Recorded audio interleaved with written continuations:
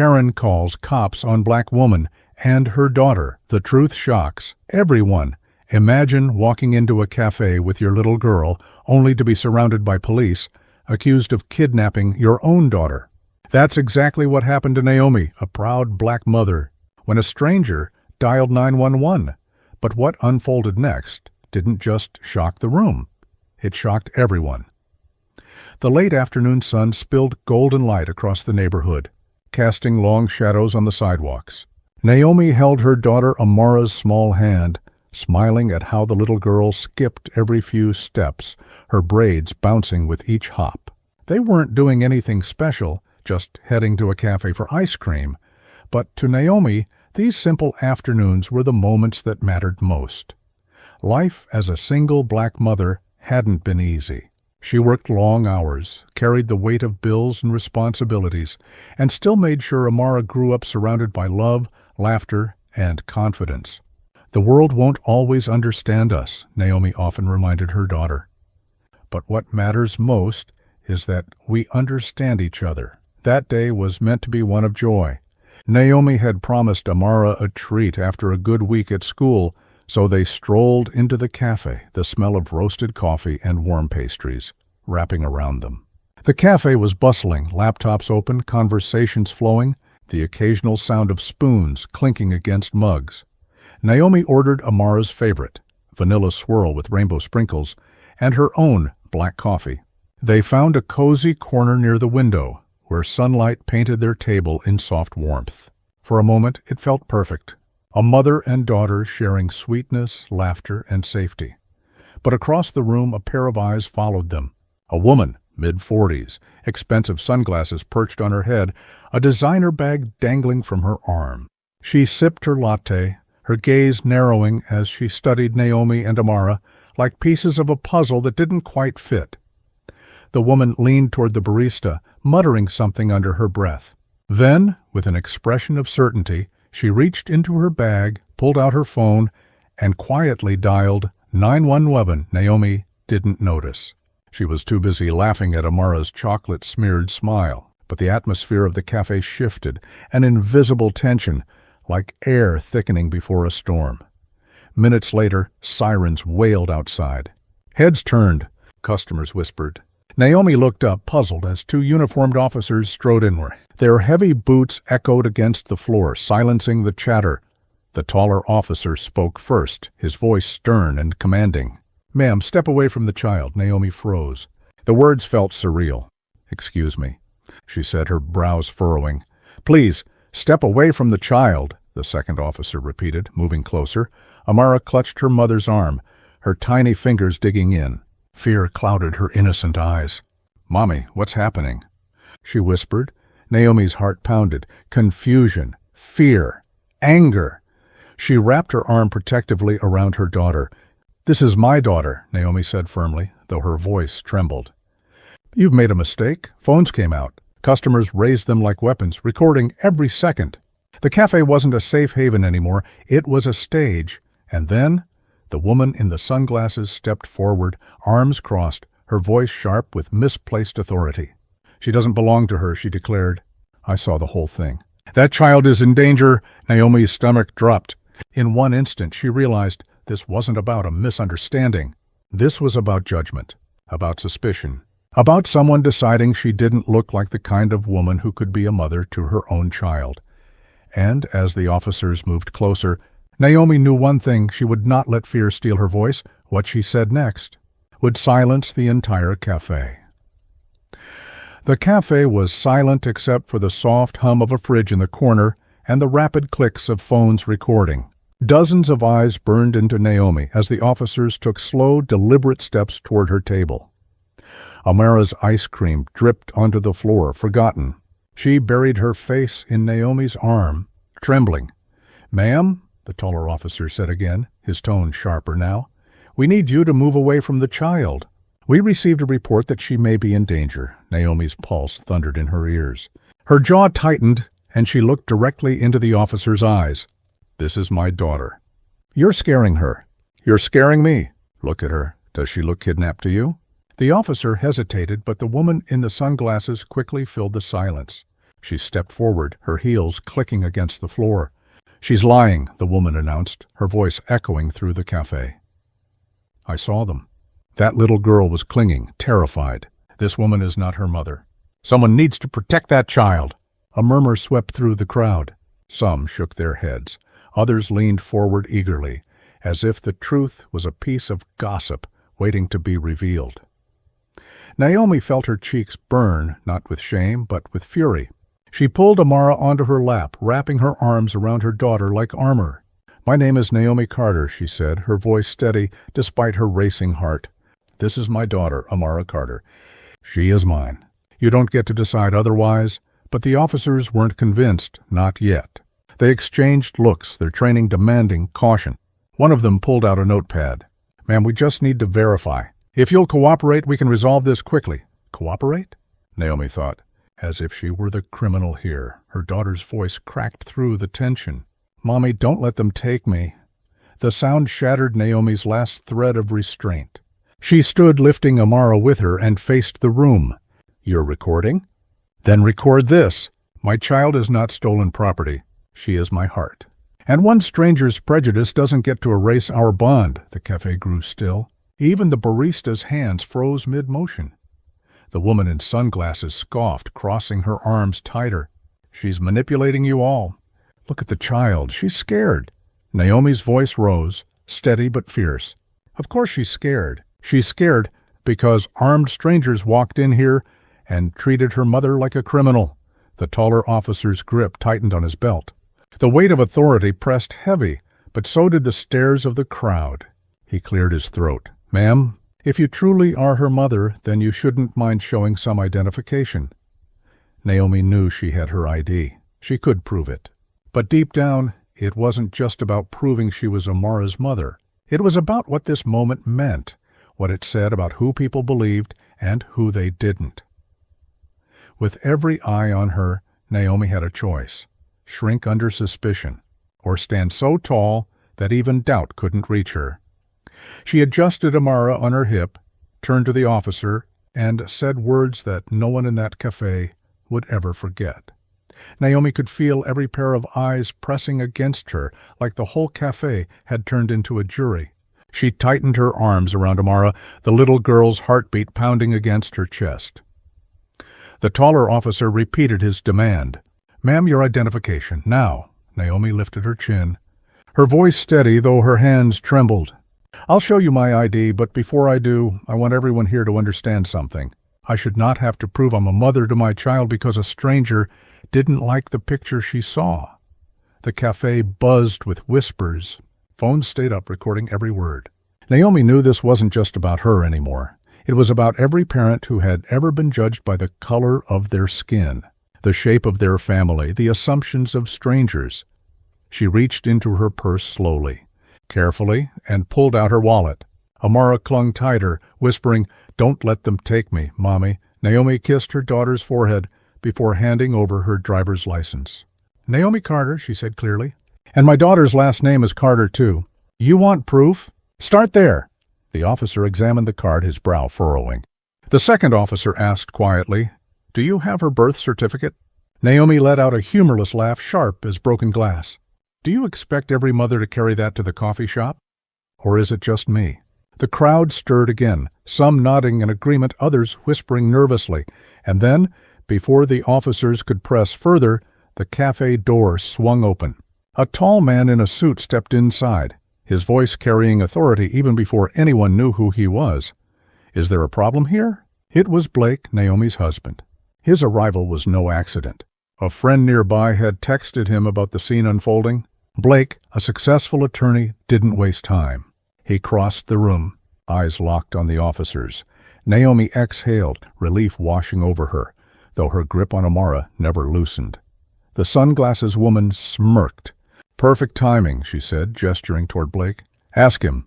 I'm sure even he can see what's going on." But Blake's voice was steel. "I see exactly what's going on. My wife and my daughter are being harassed because someone here thinks prejudice is evidence." The cafe gasped.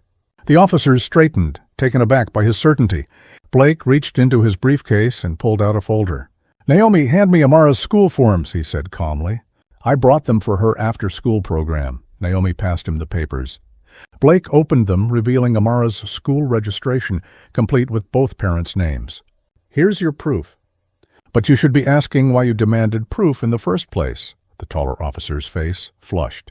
He shifted uncomfortably. The second officer glanced at the crowd, at the phones recording every angle. The tension hung heavy, but now it was bending in Naomi's direction. Naomi's voice cut through the silence. You almost tore my daughter from my arms because one woman thought we didn't fit her picture of a family. Do you realize the damage you've already done? Amara's small voice broke the silence. They scared me, Mommy. The cafe, the officers, even the woman in sunglasses. Every person seemed to shrink at those words. A child's fear carried more weight than any argument. Naomi stood taller, her daughter still in her arms. For the first time since the sirens blared, she wasn't just defending herself, she was demanding the respect they had always deserved. And at that moment, the tide began to turn. The taller officer cleared his throat, but before he could speak, Naomi turned, slow, deliberate, toward the woman in designer sunglasses. You, Naomi said, her voice sharp but calm. You called the police on me, didn't you? The woman shifted in her seat, adjusting her glasses, though they were already perfectly in place. I was being cautious, she said, her tone defensive.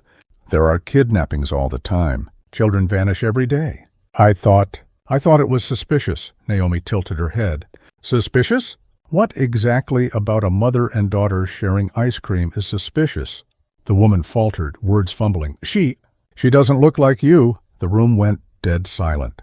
Phones zoomed in. That sentence, careless, poisonous, was now immortalized on dozens of recordings. Naomi held Amara tighter. So because my daughter has lighter skin, you assume she couldn't be mine. And instead of minding your business, instead of asking a question, instead of thinking, you called the police. You sent armed men into this café to confront us. You terrified a child. The woman's cheeks flushed red, her composure cracking. I was trying to help. Help? Naomi's voice rose, not with anger, but with an authority that silenced the room. No, you weren't helping. You were policing. Policing what families are supposed to look like. Policing who belongs with who. Policing love. Gasps rippled through the café. The younger officer shifted uncomfortably. Ma'am, maybe we should... But Blake cut in, his tone firm. No, let her finish. Naomi took a step forward, Amara clinging to her side, her small arms wrapped around her waist. Do you know how many times I've been mistaken for a babysitter? For the help. Do you know how many times I've had to explain to strangers that I am my child's mother? At school, at the doctor's office, even in the grocery store. Always doubted. Always questioned. Always forced to prove what should be obvious, our love. The cafe was silent, but the energy had shifted. Customers who once just watched now looked ashamed, some even lowering their phones. Naomi's eyes didn't waver from the woman. You had a choice today. You could have smiled at us. You could have enjoyed your ice cream. But instead you made my daughter cry. You made me stand here in front of strangers and defend my motherhood. Her voice cracked, but she didn't look away. And you'll walk out of here, but my daughter will remember this. She'll remember that her mommy was treated like a criminal for loving her. The woman opened her mouth, then shut it again. She grabbed her purse, muttering something about just trying to do the right thing, and hurried toward the door. No one stopped her. No one defended her. Naomi looked around the cafe, at the officers, at the customers still filming. She raised her chin, her voice steady again. This isn't just about me. This is about every family that doesn't look like a picture in a magazine. Every child who doesn't match their parents' skin tone. Every mother who's been told she doesn't belong. Her words echoed in the air like thunder, leaving no space for denial, and in that silence, Naomi knew this moment would not be forgotten. The cafe door closed behind the woman with a hollow thud, but her absence did nothing to calm the storm she'd left behind. The officers shifted, suddenly unsure, their authority cracking under the weight of 100 recording phones. The younger officer cleared his throat, his voice soft. Ma'am, I want to apologize. We didn't mean... Naomi cut him off gently but firmly. You did mean it. You meant every protocol-driven word. Because when someone calls and says a black woman might not belong with her own child, You don't question it. You rush in, ready to separate us. The taller officer opened his mouth to respond, but another voice thundered over him. Blake. He had been silent, letting Naomi speak her truth, but now his restraint broke. His voice filled the cafe, deep, unshakable. Enough. You terrorized my wife and daughter over nothing more than a stranger's bias. You didn't see danger. You saw color. He stepped forward, his height and presence commanding the room. My wife is Dr. Naomi Carter. She has a doctorate in child psychology. She runs programs that save children's lives every single day. She's written books on family and healing, and you treated her like a criminal in front of our child. For what? For eating ice cream? The taller officer's composure slipped. Sir, we were just following procedure. Then your procedure is broken, Blake snapped. And you can be sure I'll take this as far as it needs to go.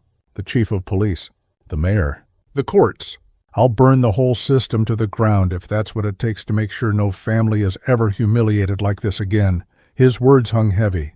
Customers nodded. Some even whispered, yes, under their breath. The tide of public opinion had shifted, and the officers knew it. The younger one shifted awkwardly. Sir, we'll file a report. Maybe we can find a way? Blake's voice was ice. You already found a way. A way to traumatize a 6-year-old. A way to make her believe her mother could be taken from her at any moment. Tell me, officer, how do you erase that memory?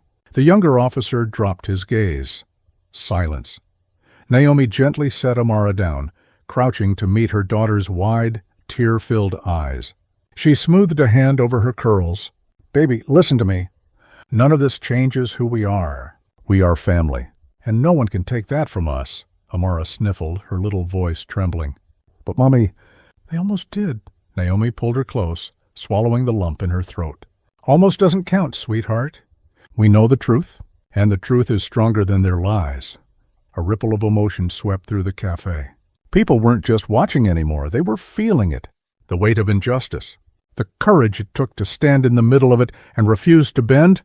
Naomi stood tall again, Amara at her side, Blake's hand finding hers. The family was united, unbroken. But Naomi knew this was bigger than her. This was more than one ugly encounter in an ice cream shop. It was a story, a warning, and maybe, just maybe, the beginning of a movement. The officers left the cafe under a storm of whispers, phone cameras still trailing them, until the door finally shut. But the damage lingered in the air, heavy, like smoke after a fire. Naomi held Amara close, rocking her gently as though the motion could erase what had just happened. But Naomi knew the truth. Trauma didn't vanish. It left marks. Yet even in that moment, surrounded by strangers, Naomi felt something shift inside her. Pain burned, yes, but beneath it, there was a spark. A woman at the counter approached hesitantly, tears glimmering in her eyes. Ma'am, she said softly, I just want you to know, I've never seen anyone stand so strong for their family. Thank you. Thank you for showing us what love looks like under fire. Naomi's throat tightened. She simply nodded, unable to speak. Later that night, as the house grew quiet and Amara finally drifted into sleep, Naomi sat at the kitchen table with her laptop open. Blake leaned against the counter, watching her fingers hover over the keys. Are you sure you want to share this? He asked gently. Naomi looked up, her eyes fierce but steady. If I don't, this just becomes another ugly memory. But if I do, maybe it becomes a mirror. Maybe it forces people to see what's really happening. And so, she began to type. Her words were raw, unpolished, but real. She wrote about the humiliation, about the way her daughter's small hands clutched at her as strangers judged their bond, about how quickly the system could turn a family moment into a nightmare. She didn't write with bitterness. She wrote with truth. And truth has a way of cutting deeper than rage ever could. By morning, her post was live. By noon, it had spread across the city. By night, across the country. Comments poured in, some from mothers who had lived through similar pain, others from strangers who admitted they'd never thought about what it meant to weaponize suspicion. One message stood out. It was from a woman stayed away. I'm white. I saw this happen once in a park. I didn't speak up. I froze. I promised myself it wasn't my business. After reading your story, I know I can never be silent again. Naomi closed her eyes, letting those words sink in. This was bigger than her, bigger than one family. This was about the small cracks in society that let injustice slip through, and the courage it would take to seal them shut. Weeks later, Naomi was invited to speak at a community forum. She stood at the podium, Blake and Amara in the front row. Her voice trembled at first but grew stronger with every sentence. "I want you to hear me when I say this," she told the crowd. "We are not victims. We are not problems to be solved. We are families. We are in love. And love is not suspicious. Love is not a crime." The room erupted in applause, but Naomi's gaze found Amara's little face. Her daughter was smiling, eyes shining with pride. And in that smile, Naomi saw the future. A future where her child would know that even when the world questioned her worth, her mother had fought back, not with hate, but with unshakable love. In a world quick to judge, Naomi proved that love and truth can silence even the loudest lies. Her story isn't just about what happened that day. It's about what we choose to do the next time we see injustice. The question is, will you stay silent or will you speak? If this story moved you, make sure to like, share, and subscribe, because together our voices can change the world.